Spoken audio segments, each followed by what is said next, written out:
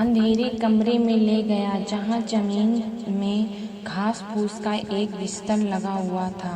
देवराज उसे वहीं लिटा देता है और मन में सोचने लगता है, क्या मैं सही कर रहा हूँ? अन्वी आंखें बंद किए हुए लेटी थी।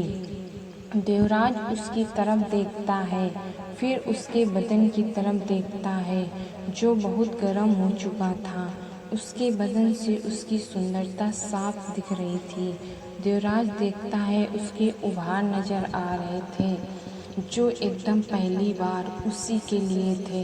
देवराज उसी में खोता जा रहा था। देवराज उसके पैरों को देखता है, फिर देवराज उसके करीब गया, बहुत करीब, इतना कि वे एक दूसरे की सांसों की गर्माहट महसूस कर पा रहे थे।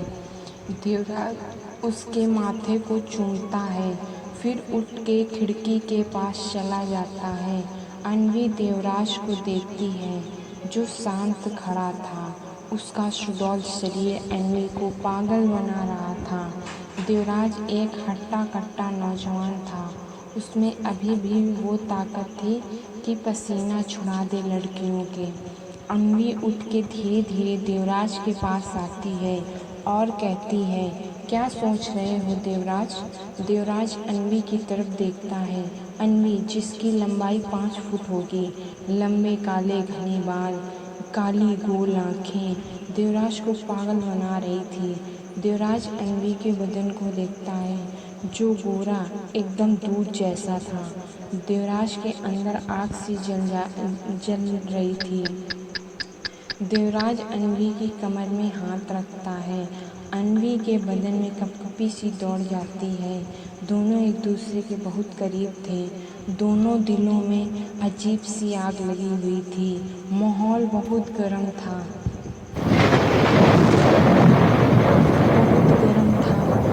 अन्वी को अंदर से बहुत बेचैनी हो रही थी। उसके अंदर की प्यास साफ साफ उसकी आंखों में झलक रही थी। देवराज अब जोश में आ चुका था। अन्वी अपने ओठों को जोर से काटती है। अन्वी का बदन पसीने से भीग चुका था। देवराज अन्वी को जकड़ लेता है। अन्वी की जब सुबह आँख खुलती है तो वो देखती है देवराज उसके पास से जा चुका था, लेकिन अन्वी का शरीर बुरी तरह से टूट रहा था। उसकी कमर में दर्द हो रहा था। उसके ऊपर बस एक चादर थी और कुछ नहीं। अन्वी को दर्द तो हो रहा था, लेकिन वो हल्की सी मुस्कुराई। अब अन्वी बहुत खुश थी। तभी देवराज अंदर आता है। अन्वी उसे देख के शर्मा जाती है और दोनों हाथों से अपनी आंखें बंद कर लेती है। कुछ दिन बाद अन्वी गर्भवती हुई। देवराज बहुत खुश था। फिर समय के साथ अन्वी ने एक सुंदर से बच्चे को जन्म दिया। एक बालक का जन्म हुआ।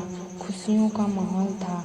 देवराज को आज उसकी तपस्या का फल मिल गया था।